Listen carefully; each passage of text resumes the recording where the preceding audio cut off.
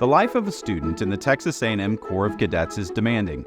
Up at 5:30 for morning formation, physical training and early meetings, college classes, leadership responsibilities, drills, evening formation, and study time require most cadets to be clearly focused on the end goal, developing the leadership skills they will need to serve well in the military or in civilian life. Caitlynn Walsh is one such student. She is a senior at A&M studying political science. In the spring of 2023, she was appointed the student commander of the Corps. With more than 2,000 cadets under her command, her job is to set the tone for the Corps and uphold the traditions and values of the university. She is also a graduate of our Founders Classical Academy campus in Lewisville, Texas. She is a person to keep an eye on. In the next few minutes, we will get to know what drives her.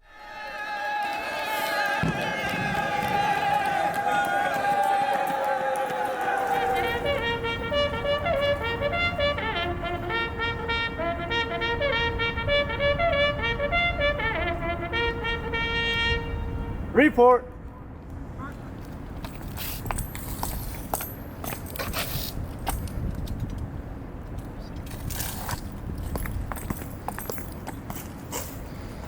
Bring your units to parade, rest. Staff, parade, rest.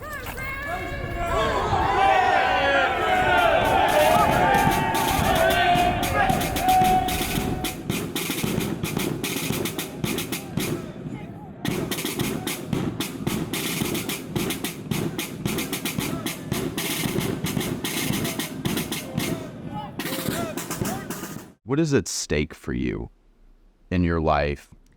I think at the end of the day, I'm a woman of faith, and that definitely defines how I live my life and the things that I want to do. I also am a big family-oriented person, so my family and my friends mean a great deal to me, and everything that I do and everything that I want to do, I want to support them and make sure I'm taking care of them. But another aspect of that is I want to serve my country, and that's always been a goal of mine ever since I was young, and I owe a lot of that to my dad and the example that he set for me, and I just grew up wanting to emulate my dad and be like him. So, and that's kind of manifested over time into just a desire to serve the greater picture and the greater good. Describe for me what kind of person you are. I think a lot of my identity and who I am, I derive from being a big sister. So I have 4 younger sisters at home, and I think I learned a lot about who I am and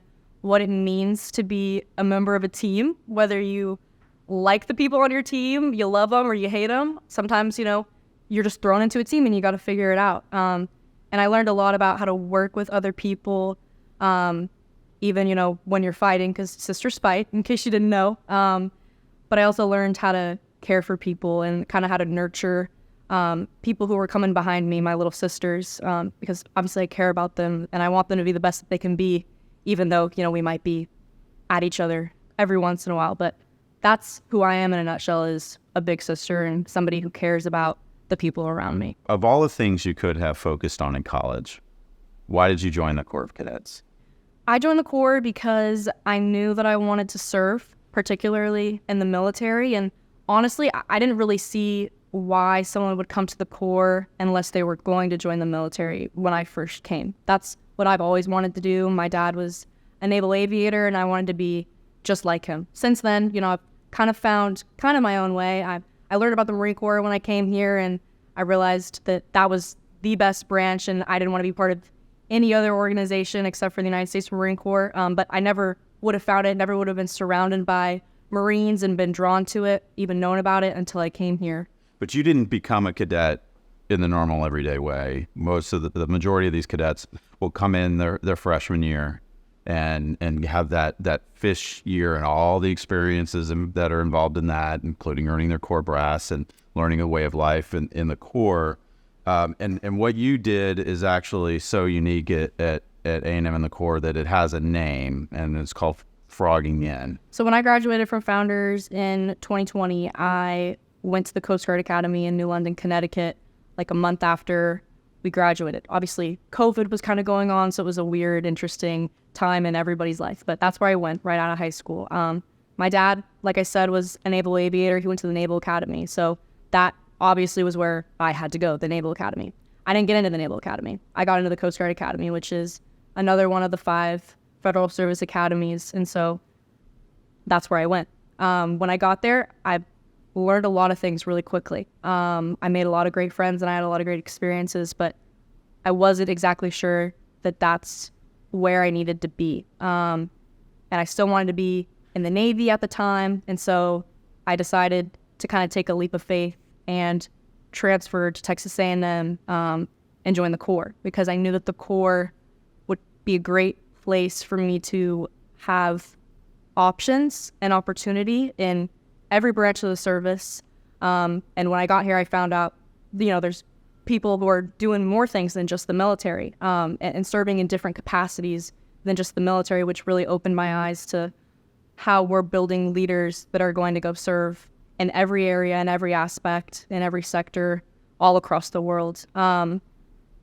But I knew that the Corps would have vast opportunities, and that's exactly what I found when I got here. But I also knew that the Corps was grounded on service to others, service to this nation, and at the end of the day, that's what I wanted to be a part of, serving others and serving this country. So I spent some time in the Navy ROTC battalion, and then I learned about the Marine Corps, and I drove myself to the platoon leaders course, officer selection office, and I was sold. And ever since then, I earned my contract, and I couldn't be more excited to attend OCS to have the chance to earn the title Marine. For the past 2.5 years, Caitlynn has been walking the quad, as the core area of campus is known, with something to prove about herself.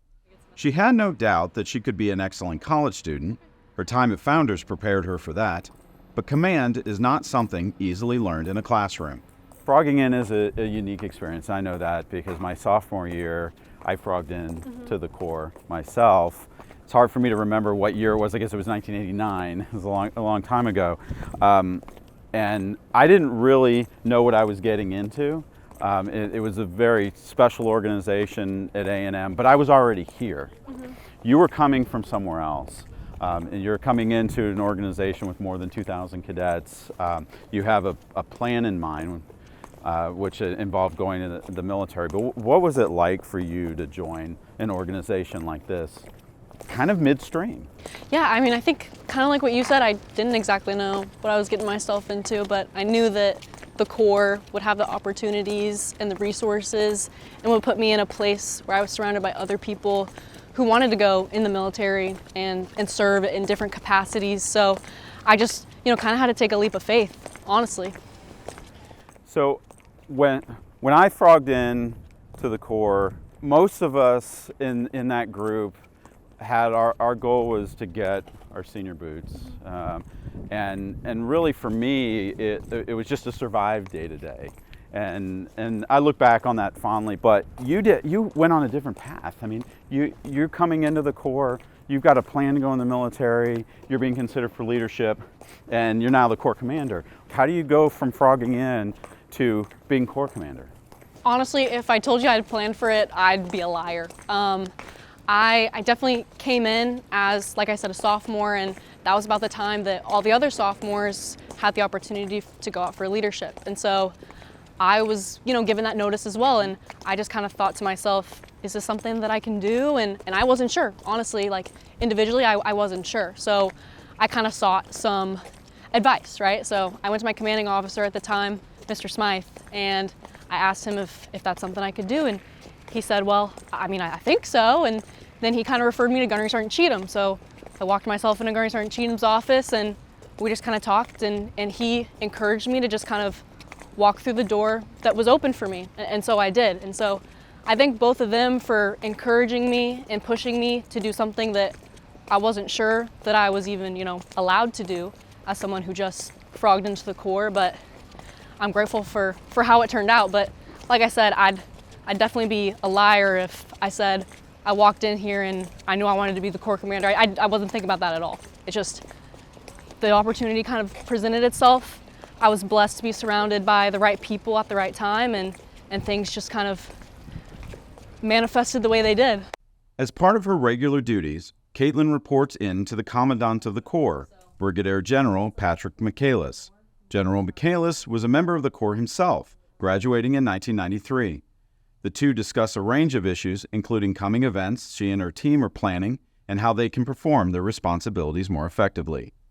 But despite the uniform and the formalities that go with her role, Caitlynn is still a college student. Her studies in political science take center stage, and just like any other student, she deals with the pressures of due dates and class assignments. In other words, she's just like any other student, except she might have a leg up. Let's talk about Founders Classical Academy and your experience at Louisville. What did you do there for the time you were at the school that prepared you for this?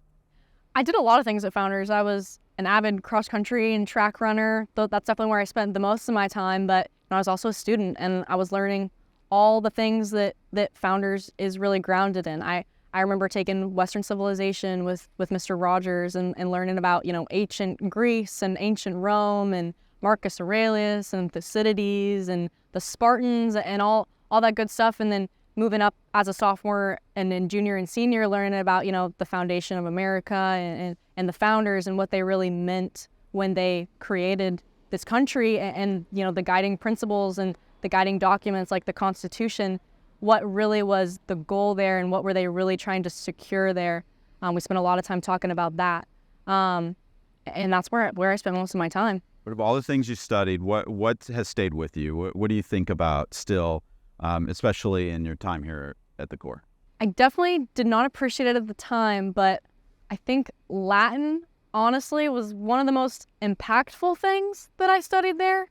And I say that because it was challenging. It was very, very hard, and it taught me how to think and kind of, I did not appreciate it at the time. I hated Latin class at the time. It was kind of boring. It was hard. It had a lot of homework. It took a lot of time. But I look back and I'm like, I'm grateful that I kind of had that opportunity to be challenged in, a very thoughtful way. It was kind of like putting a puzzle together. I enjoyed English, kind of diving into those themes of, classical literature, whether it was British literature or, like Crime and Punishment or The Day in the Life of Ivan Denisovich. Those really stuck with me and I think really shaped my academics and kind of an openness to learning, but learning also like the basics and the foundations of, what our whole society is founded on. Tavner Threet was Caitlynn's high school literature teacher at Founders Louisville. He remembers Caitlynn as an engaged, energetic student who rubbed off on her classmates. One thing I remember very distinctly about her is she has always had a really strong moral compass. And you can always count on her to live out the kind of things that she believed. She has strong convictions. And she was just a light. She had a lightness about her. She wasn't overly serious at the same time. She could have fun. And, I think a lot of the character of her class, her senior class, took on that from her to a couple of other people that, they were able to love life. Caitlynn always had her head up, her shoulders back, and she was smiling and, just bringing good energy everywhere she went. Mr. Threet was not the only one who noticed. Jason Karros is the founding headmaster at Founders Louisville. Caitlynn attended his Western Civilization class her senior year. Caitlynn had a strong and positive disposition. The first time that I met her, when her mother came to take a tour of the campus with her, I saw that, she was a student who stood up tall and strong, that she was inquisitive while being very friendly, and positive. And that was a disposition that she carried with her throughout her time here, throughout the high school. In terms of her position in the Corps of Cadets, thinking about her family background, she has a very strong family. Her parents are great people. So I think a combination of strong family, a strong faith background as well, coming to a classical school that emphasizes leadership, and then, of course, her own personal traits and effort, propelled her, to the place where she is. Caitlynn is currently one of several Texas A&M cadets who graduated from a Founders campus. Like her, they turn their demanding K-12 education into an opportunity to succeed. You can watch more of this part of the conversation in the companion piece. Three of them, Brendan Luke, Teresa Moreland, and Andrew Byzantine, sat down with us for a conversation about Founders, the Corps, and their plans for the future. Well, what do you remember about Founders? What was life like there, and what do you think will stay with you for the rest of your life related to that experience? I missed getting that sort of that classical enrichment, so I added a classics minor actually. So I go from chemical engineering class to Latin class to whatever fluids to Roman history, and so it's just lots of fun. I get to work both parts of my brain that way. Are you still taking Latin? Mhm. That's awesome. I have my wheelocks from high school, and we're in chapter like 20 now. That's awesome. And you still have your notes and, Oh yeah, and everything that everything you used back Mr. then? Spiata told me, I'm all set. So I actually took a whole class on Dante. So we went through the Inferno, Purgatorio, and Paradiso, and it was cool to be able to vote like a whole hour every couple of days, like two or three times a week, to just work through that book and talk about the themes. And obviously a big theme was like sin and the human condition and what it means to be human and like what happens after you die. And it has all these parallels to different works, and Dante kind of weaves them all together. But as a 17-year-old at the time, to be reading a text like that, looking back, like, that was a great privilege. Y'all haven't been out quite as long, so it should be fresh in your minds, hopefully. What do you remember from Founders? One thing I really appreciated was like the teachers. They really care about you, and like if you needed help, you could go talk to them, and they're really like relaxed about it. And a lot of them, they really care about what they're teaching rather than just like teaching to teach. Like they might have like a super strong passion for whatever subject they're teaching, and so like you can see that in the way that they teach. So I started thinking about this, and I wanted to ask any one of you to what you think. Was there anything about your time at Founders that has influenced you here in the Corps that makes you think that you can achieve, and maybe I can direct this at either one of you, but Andrew, you may have thoughts as well, but that you can achieve this same level of responsibility, this same leadership type of role, whether it's Corps Commander or the CEO of a company or a good team leader, if you're working for an engineering company? Definitely. So like whenever I was at Founders, I had a lot of leadership roles. I was the NHS president and my student council vice president, and other clubs that I was in. But definitely what brought me forward was that I could always like go find somebody in the school that was always wanting to be a leader, and I could always see that in myself. And so if I was to take like all the values that we talk about Founders, you think about the whole motto, you got honor, respect, excellence, perseverance. And so you think, what do you, when you're just like, oh, I'm applying for a job, what do you want in that leader or in that person that's going to take that job? And you think of those values and you're like, well, if that person can employ them and just show them out in their daily lives, or have other people, interact with the people that do that, you're going to be in that circle and you're going to be with those people that want to act like that and that do act like that. So it's easy to definitely just improve myself and improve my situation. So in May at graduation, and maybe it'll happen sooner, but I've always seen it done at graduation, you'll be commissioned into the U.S. Marine Corps as a second lieutenant.